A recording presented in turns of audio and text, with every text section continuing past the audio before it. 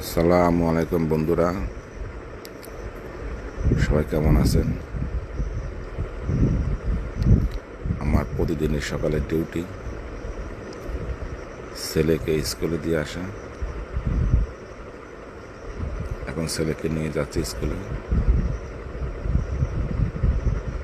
ওর 8টা থেকে ক্লাস।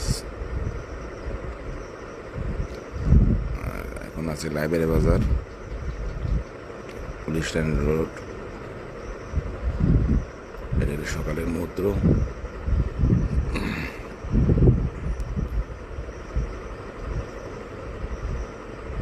এখন আছে পুলিশ লাইনের কাছাকাছি। আমরা কিছুক্ষণের মধ্যে ছেলের স্কুলে পৌঁছাবো।